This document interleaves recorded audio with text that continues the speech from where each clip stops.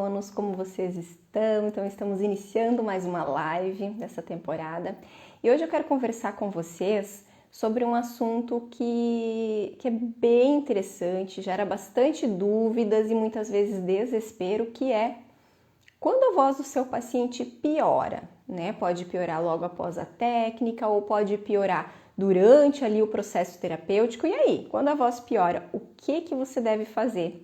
Então a gente vai conversar sobre esse assunto hoje, fica aqui comigo, quero desejar as boas-vindas para todos, né? Quem estiver assistindo depois o vídeo gravado, se estiver assistindo pelo YouTube, já se inscreve lá, que é o canal Trocas na Fono, onde eu tô colocando vídeos semanalmente, vários vídeos interessantes, estou seguindo as sugestões de vocês, então assim, tem alguma ideia de sugestão de tema, já coloca aqui nos comentários, para que eu consiga conversar com vocês sobre isso. Então, quero atender as necessidades de vocês. E quero também fazer um convite muito especial, não sei se vocês viram, talvez tenham visto, talvez não, mas domingo abriu as inscrições para o nosso próximo evento aqui do Trocas na Fono, que é o evento A Técnica Ideal, que é direcionado para fonoaudiólogos, estudantes de graduação que buscam isso, né? Buscam encontrar a técnica ideal para o seu paciente de voz e também colher todos os frutos aí oriundos dessa escolha correta.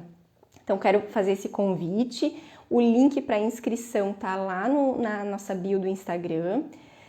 O evento vai acontecer dia 1º de dezembro, às 20 horas, ao vivo, gente, onde vocês vão poder conversar comigo ao vivo, tirar as dúvidas de vocês, a gente vai poder discutir sobre esse tema aí, tá? Então, eu espero todos vocês lá no dia 1º de dezembro, se inscreve, tá? Mas vamos lá, vamos começar a falar sobre a nossa temática de hoje, que é assim, ó, quando a voz do nosso paciente piora, o que a gente deve fazer?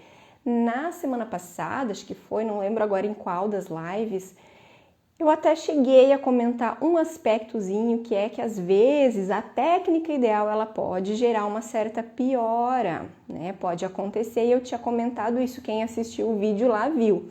Mas aí depois gerou bastante assim, né, repercussão essa minha fala e eu achei melhor explicar um pouquinho mais, né? Porque nem sempre é ok a voz do paciente piorar.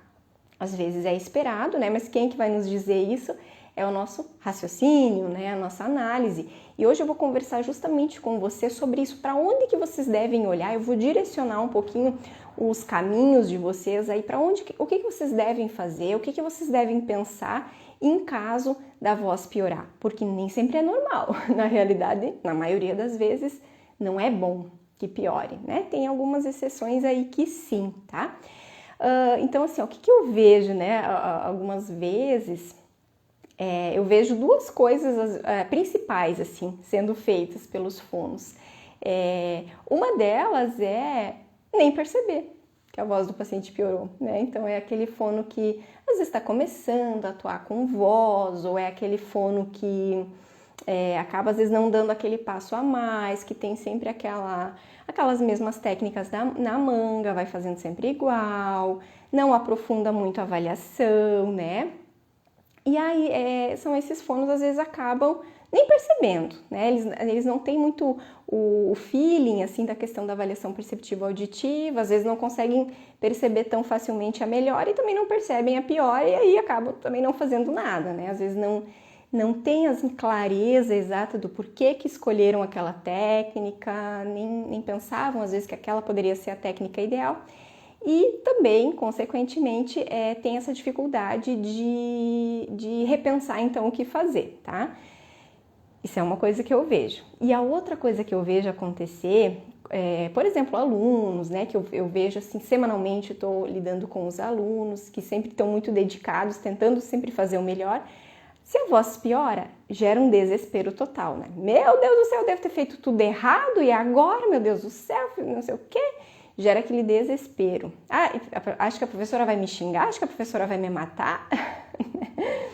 Tem essas coisas também, tá? Mas não é para se desesperar. E agora eu vou falar um pouquinho sobre o que é esperado assim da gente fazer nesses casos, né? Quando isso acontece, porque ninguém tá livre, tá, gente? Eu vou contar inclusive exemplos para vocês de situações que eu já vivi em relação a isso, em relação à questão de piorar a voz, né? E o que a gente pode fazer em relação a isso, tá? Então, assim, o que a gente pode fazer primeiramente, tá? Você constatou que a voz do seu paciente, ela pode acontecer duas coisas, tá? Na terapia, assim, que não é boa. A voz do paciente, ela pode estagnar, ou seja, ela até melhorou um pouquinho, ou às vezes nem melhorou no início, e ela fica estável, ela não melhora, tá? Ou então ela piora. Pode acontecer isso aí, que dá um desespero na gente. Nós já conversamos naquela outra live que eu falei para vocês, que às vezes até acontece, tá, gente? Se eu tenho um paciente que tem uma hipertensão laríngea, né, uma hipertensão generalizada, ele pode até, tipo assim, ó, não ter a voz tão rouca, né, porque ele aperta tanto que a voz fica mais áspera, fica mais comprimida do que rouca. Mas aí quando a gente faz o exercício, né, nesses casos das disfonias hiperfuncionais, quando a gente faz o exercício, muitas vezes a gente vai tirar um pouquinho essa compressão e aí a voz vai ficar um pouquinho mais rouca, né? Ela vai ficar menos comprimida e ela vai começar a ficar mais rouca. E isso a gente tem que analisar, temos que pensar, é isso mesmo que aconteceu? Tipo, não podemos simplesmente falar assim, ah, meu Deus, a voz piorou, mas a Mara falou que tá tudo bem, né? Não, a gente tem que olhar e pensar, é isso aí mesmo? Será que é porque o meu paciente liberou um pouquinho a tensão e tá evidenciando mais a rouquidão? Mas o que eu tenho lá na laringe que tá gerando essa rouquidão? Tem uma lesão realmente que tá gerando essa rouquidão? Então eu vou ter que ter essa clareza, tá? Mas ok, se você disse, é isso aí realmente, né? A voz do paciente piorou porque liberou a tensão, beleza, tá? Isso pode acontecer imediatamente após. Mas pode acontecer assim ao longo da terapia, porque se você fizer a técnica certinha e tá ok, então no primeiro dia fez ali, piorou porque aumentou a rouquidão, mas isso não é para acontecer sempre, né? Então se você tá treinando com esse paciente, ele tá fazendo em casa, tá seguindo a recomendação, tá fazendo as séries adequadas, tá seguindo, tipo assim, a tua prescrição de dosagem do exercício, né? Então, você tá dosando o exercício adequadamente para ele e mesmo assim ele tá mantendo a voz sem alteração ou então piorando, aí não é legal, assim, com o passar das semanas.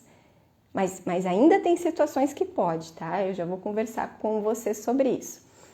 Mas aí, o que é o primeiro passo, gente? Assim, ó, não adianta se desesperar, né? Em nada na vida, né, pessoal? Isso é uma coisa que eu tô aprendendo até. A gente vive aprendendo, né? Não adianta se desesperar, não adianta chorar, que isso não vai trazer a solução, né? Então, a gente tem que, assim, pegar as rédeas aí da nossa vida, as rédeas da fonoterapia, né? E tentar entender o que a gente pode fazer. O que é a primeira coisa que eu aconselho vocês a fazerem nesse caso? Vocês vão analisar o processo desse paciente, tá? Vocês vão entender assim qual é a patologia dele, tá? Talvez vocês nunca atenderam ainda um paciente com essa patologia que ele teve. E tudo bem, né? Eu também já atendi primeiros casos, muitas vezes, né? A gente nunca esquece, a primeira vez que atendeu uma paralisia, a primeira vez que atendeu um nódulo, tudo bem. E a gente pode até não saber o que é esperado da evolução desse caso, né? Às vezes a gente não tem essas respostas. Vocês podem, né? Aqui vocês têm esse canal aqui do Trocas para vir falar comigo, a gente tem lá o Telegram também, o canal do Telegram, onde a gente conversa muitas vezes sobre casos clínicos, então aqui vocês têm essa opção comigo, mas geralmente é difícil, assim, a gente às vezes não tem numa literatura um passo a passo e o que realmente vai ser esperado, até porque, né, gente, nada é matemático, assim, na saúde e na fonoterapia não é matemático, porque um paciente nunca é igual ao outro, tá? Mas aí a gente tem que pensar, juntar assim, ó, essas coisas, né? Pensar no processo do paciente, pensar na patologia que ele tem e fazer uma reflexão mesmo. Por que será que aconteceu isso? Tá, mas isso é esperado? Se eu estiver trabalhando X coisa, o que vai acontecer depois, né? Então a gente vai analisar. A primeira coisa que eu aconselho que vocês façam quando acontece uma situação assim de piora é olhar de novo, parar mesmo, assim, parar e tipo, refletir. Não na frente do paciente, depois em casa tira um tempo, ou no consultório, mas assim, sem estar junto com o paciente, e analisa os dados. Pega de novo toda a anamnese, né? Se você tem lá o relatório, assim, ó, escuta os dados da anamnese, escuta tudo para ver, gente, se vocês estão perdendo alguma informação, alguma coisa que o paciente falou, que na hora vocês não deram tanta bola, ou então que até vocês esqueceram, porque a nossa memória não é uma máquina, né, gente? Nós temos aí, ó, todo mundo quer ter agenda cheia, né? Então a gente tem vários pacientes e não é assim algo tão simples a gente lembrar de todos os dados de todos os pacientes, tá? Então a gente escuta de novo a anamnese e vai assim, ó, tentando. E peguem o roteiro, vejam se vocês perguntaram tudo, será que teve alguma coisa que esqueceu de perguntar ou alguma coisa que está meio obscura ali que talvez vocês não entenderam tão bem, né? Procura por ali. Primeira coisa, analisa tudo de novo, né? Os dados de anamnese, os dados de avaliação, veja aí, ó, faz tipo como se fosse uma reavaliação desse processo de avaliação, tá? Como se fosse uma curadoria, assim, né? Para você mesmo olhar ali o teu processo e o que você pensou, por que pensou isso, se é isso aí mesmo, falta alguma coisa. Então, isso, gente, já tende a dar um bom resultado. Se vocês olharem muitas vezes, vocês vão relembrar, vocês vão captar ou alguma coisa que faltou. Lembra que eu já contei em alguma live, eu já contei sobre uma paciente nossa do estágio que ela tinha pólipo, né, focal, e ela falava assim, muito tranquila, né, era assim. E aí quando a gente foi fazer a avaliação em loco, que a gente viu como ela cantava na igreja, a gente entendeu o porquê do pólipo, e aí a gente entendeu que não adiantava a gente ficar trabalhando na voz falada, a gente tinha que orientar, né, como ela tinha pólipo, claro, tem a indicação cirúrgica, ela tinha, né? Então a gente precisava evitar aí que essa lesão piorasse. Tivemos que indicar uma série de recomendações específicas para ela, né? Em relação a cuidados vocais direcionados ao canto, inclusive um pouco mais de repouso para ela. Que evitasse, né, essas situações, mas entenderam? Então a gente viu onde é que estava o problema. Isso às vezes acontece, é como se, sabe o ponto cego do carro que a gente está dirigindo e às vezes tem um ponto cego que eu não entendo como é que acontece isso, né, gente? Não dá para entender esse tal desse ponto cego, mas existe. Se eu não tivesse vivido, né, porque eu já vi, assim, às vezes do nada aparece uma moto, um carro, tipo, meu Deus, de onde é que estava esse aí? Não vi, né, e parece assim que é impossível a gente não ver. Isso acontece também na fonoterapia. Às vezes a gente tem algum ponto cego, né, que a gente não viu. Então a gente precisa analisar tudo e sair de novo. Não fez avaliação em loco, faz, né? Se tem, tipo assim, ó, poxa, olha, quando eu fiz a avaliação eu acho que eu não fiz tudo. Então refaz, combina com o paciente, né? Ali um período da sessão para coletar tudo de novo, ou pelo menos, né, os dados principais, né? Para fazer uma reanálise do que precisa. Enfim, gente, olha, faz aquele raciocínio de novo, de ver o que é que vocês escolheram trabalhar, por que vocês escolheram trabalhar isso e analisa por aí. E aí pensa no processo do paciente, tá? Assim, ó, eu vou contar um exemplo para vocês agora de uma situação que foi ok e de outra situação que não foi ok piorar, tá? Teve um paciente que eu atendi há alguns anos, assim, e ele era um paciente que ele tinha uma paralisia de prega vocal, tá? Unilateral. Ele tinha uma paralisia de prega vocal unilateral, em posição intermediária. Então, né, a prega vocal, esse aqui, né, uma delas não mexia, a outra sim, tá? Mas essa aqui estava paralisada. Daí, gente, o que é o ponto principal que a gente vai trabalhar ali? Ressonância? Redução da tensão? Não, fechamento glótico, né? Se eu tenho, esse é o meu ponto principal, é o fechamento glótico que está gerando hipertensão compensatória, que está gerando soprosidade, que está gerando, assim, que está, digamos assim, promovendo todos os problemas aí que vêm depois. Então, eu tenho que trabalhar fechamento glótico, né? Ok. Comecei a trabalhar fechamento glótico com empuxo, realizado direitinho, sem ataque vocal, cuidando aí para não prejudicar nenhum outro ponto, assim, estava cuidando bem. Todos esses aspectos que a gente tem que cuidar numa terapia de paralisia vocal, paralisia de prega vocal. E a voz do paciente era isso aqui, tá? Tipo, no início era assim. Afônica, não tinha, a soprosidade era tanta e não tinha, né, uma vibração, não tinha fechamento. Daí o que aconteceu? Aconteceu que depois de 4 sessões, assim, depois de 1 mês, a voz desse paciente ficou muito rouca. Ela ficou muito rouca, ficou muito alterada. E aí eu lembro, assim, que ele até comentou comigo, nossa, a voz tá... Mas assim, ele até notava que achava que tava bom, porque ele sentia maior sonoridade. Então, para ele até tava bom. Mas eu lembro, na época, assim, o comentário da secretária, que ela disse assim para mim, Mara, o que esse teu paciente tem? Por que a voz dele tá piorando ao invés de melhorar? A secretária chegou a comentar, né? Mas naquela época eu estava bem sabendo, assim, do processo, porque, gente, olha o que aconteceu, pensem comigo, tá?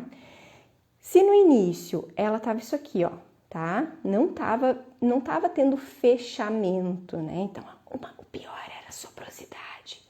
E de repente, trabalhei com empuxo, melhorou o fechamento glótico, mas a prega vocal ela tá parada, por mais que ela tenha, talvez, né, eu não tive acesso a exame ali durante o processo, né, que é isso muitas vezes que acontece, mas a gente imagina aí que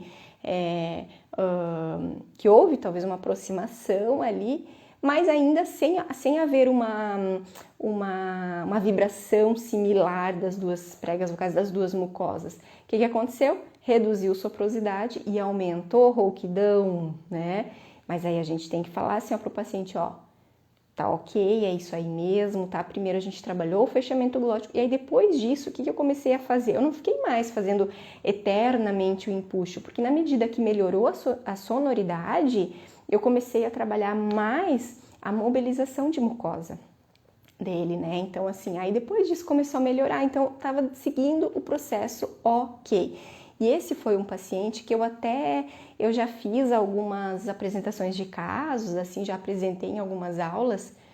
E, gente, a voz dele, depois de 8 sessões, que são 2 meses, né? A voz dele ficou melhor do que era antes da fonoterapia. Isso ele falou mesmo, ele disse, nossa, minha voz ficou melhor. E eu lembro, na época até, que a cunhada dele, eu conhecia, ela falou assim, Mara, o que tu fez com a voz do meu cunhado? Meu Deus do céu, né? E a voz ficou muito boa, assim, então a gente sabendo o que está acontecendo, a gente consegue manejar, tá? Então isso foi um exemplo de que durante o processo a voz piorou, mas a gente tem que aguentar no osso, sabe? A gente tem que aguentar no osso, tem que tranquilizar o paciente, tranquilizar as outras pessoas e fazer com que elas acreditem na gente, que elas confiem que é aquilo ali mesmo, né? Que tá dentro do processo. E aí depois disso eu até comecei assim, ó, até quando eu faço uma supervisão de caso, né? Às vezes eu já falo, eu atendo um paciente, eu já digo, ó, neste caso pode acontecer isso, pode acontecer que a voz vai piorar. E é assim. E daí quando acontece aquilo que a gente fala, eles ficam assim, ó, é mesmo, até fiz uma supervisão de caso, depois a fono me falou exatamente isso. Mara do céu, aconteceu exatamente isso que você falou, sabe? Então quando a gente tem o controle do processo, acontece muito isso, né? E esse foi um exemplo, ok, tá? Ele piorou, mas era uma piora esperada e estava dentro do script, vamos dizer assim. Mas aí uma outra paciente que eu atendi recentemente, inclusive, era uma professora que tinha nódulos vocais e aí ela começou o processo muito bem, né? Seguindo tudo direitinho, ela muito regrada. Só que aí depois assim que ela deu uma melhoradinha, né? Ela já ficou super confiante e já começou a exagerar um pouquinho, né? Então assim, ela teve um processo assim que ela estava de mudança e tal, e aí ela começou né, saía muito, se despedia dos amigos, ia se mudar, então assim, ela começou a fazer várias coisas, vamos dizer assim, erradas. Até ela me dizia, não, Mara, eu sei que eu tô fazendo errado, mas depois eu vou voltar, né? mas o fato é que ela piorou, teve um processo assim de piora, né, que eu acho que até piorou o refluxo, porque daí como ela estava saindo bastante, né, com os amigos e amigas e tal, ela realmente piorou, foi uma coisa assim que às vezes a gente fono, a gente fica meio chateado assim, né, ai que saco, né, por que que não, né, melhorou, por que que parou de melhorar? Porque ela seria uma que ela poderia ter recebido alta antes, né, se não fosse esse intercorrência, vamos falar assim, né? Então a gente fica assim, a gente sempre quer ver a melhora, mas aí a gente tem que saber também reconduzir. Quando a gente sabe onde é que tá o problema, esse aí também eu vi logo, assim, que era algo dela mesmo, né? Que era algo que ela precisava, ela queria se despedir de todo mundo, então todo dia tinha uma janta com um, tinha uma saída com outro, happy hour, não sei o quê. Então tá, mas assim, aí depois deu certo, depois que ela voltou assim para os eixos. Então eu dei aí 2 exemplos, um que é ok, a gente dá uma pioradinha, e outro que não é, que daí a gente tem que, né, a gente tem que chamar na chincha, como diz assim, né, tem que ou chamar o paciente, ou primeiro aquele processo da gente olhar para ver onde é que está o problema. Se a gente consegue ver logo assim onde é que está o problema, a gente faz, né, toma as medidas que precisa, que às vezes é reorientar, reconduzir, às vezes se é uma criança, às vezes a gente tem que chamar uma reunião com os pais, né? Tipo, hoje eu não vou atender a criança, hoje o atendimento vai ser só com os pais. Mas vocês podem fazer isso, sabia? Então, conversa, coloca todos os pontos, explica. Quando é um paciente adulto, a gente chama ele também, né? Então, a gente conversa, assim, tipo, de adulto para adulto, né? Aquela velha conversa, assim, olha, você está vindo aqui, né? Você está gastando teu tempo, teu dinheiro e, né? E assim, não está fazendo tudo que pode, né? Por quê? Onde é que tá a questão? Vamos tentar, o que a gente pode fazer? E aí essa questão toda, né? A gente vai conversando com ele, tá? Mas lembrando assim, então a gente sempre tem que ter aquela noção da fisiopatologia, tá? Então assim, mesmo se é um caso que eu nunca atendi antes, eu não faço nem ideia se esse caso é normal piorar primeiro, não sei, pensar na fisiopatologia, tá? Gente, a resposta sempre vai estar nesse raciocínio e em voz é uma coisa meio ingrata, vamos falar assim, né? Vamos usar esse termo, porque a gente precisa ter conhecimento, assim, a resposta nunca é muito simples, né? Essa coisa do raciocínio clínico nunca é algo tão simples, a gente tem que ter aí uma noção de vários pilares importantes antes da gente conseguir fazer esse encaixe do Lego, sabe? Encaixar todas aquelas peças, todo o conhecimento, encaixar com as peças do que a gente viu no paciente, a gente tem que fazer esse encaixe, né? Nunca é algo tão simples e às vezes o pessoal me pergunta, ai professora, tem algum capítulo sobre tal coisa? O que mais me perguntam. E às vezes até tem, mas assim, tem um que vai falar uma parte, tem outro que vai falar outra parte, né? Então, aquele que diz exatamente a resposta que você quer é mais difícil de ter, tá? Então, a gente precisa realmente focar bastante assim, ó, na construção da nossa base, né? Nessa construção do entendimento, da fisiologia, do raciocínio, para a gente não ser surpreendido, tá? E agora só também comentando mais um outro aspecto, assim, que às vezes eu vejo que alguém me fala assim, professora, olha só, inventaram uma técnica vocal nova. A professora já conhece essa aqui? Tipo, porque às vezes tem gente que faz variações, né, de exercícios. Pega um exercício, uma premissa ali de um exercício e faz alguma variação com ele. Utiliza algum outro recurso, algum material. E assim, quando a gente tem noção da fisiologia, mesmo que tu nunca tenha ouvido falar naquilo ali, tu já vai... é um exercício, é uma variação de X, é uma variação de Y, mas acontece tal coisa e muda isso, muda aquilo, né? Então a gente acaba não sendo muito surpreendido quando a gente tem o conhecimento, né, dessa fisiologia. Deixa eu ver aqui o que mais, gente, que eu anotei aqui para falar com vocês. É isso aí, acho que eu comentei tudo um pouquinho, do que eu havia programado, tá, gente? Então, se você gostou desse vídeo, se ele fez sentido, né, curte, comenta, compartilha com os colegas, com os amigos da Fono, com aqueles que você sabe que gosta da área de voz, né? Eu acho, assim, ó, na minha opinião, eu ainda acho que a gente tem poucos fonos atuantes na área de voz, então a gente precisa aumentar, gente, aumentar esse leque aí, porque quanto mais fonos a gente tiver atuando na área de voz, sabe o que vai acontecer? Não vai diminuir trabalho para vocês, não vai aumentar trabalho, gente, isso vai aumentar, porque a gente vai ter mais gente fazendo bom trabalho, mais pacientes com sucesso, com bons resultados, e aí, gente, né? A gente vai conseguir ter mais visibilidade dessa nossa área linda que a gente ama, que é a voz e que é tão gratificante quando dá certo, é muito bom, né? Quando a gente consegue dar alta para os pacientes, quando a gente vê que aquilo que a gente está fazendo está dando resultado, tá bom, gente? Então, compartilha esse vídeo com o pessoal que você sabe, com os grupos de fono, né? Compartilha e se inscreve no evento A Técnica Ideal. Eu te espero lá. E a gente vai conversar mais sobre esse mundo aí que é a questão da escolha da técnica. Gente, beijo para vocês e eu vou seguir por aqui trabalhando mais um pouco atendendo online. Beijo!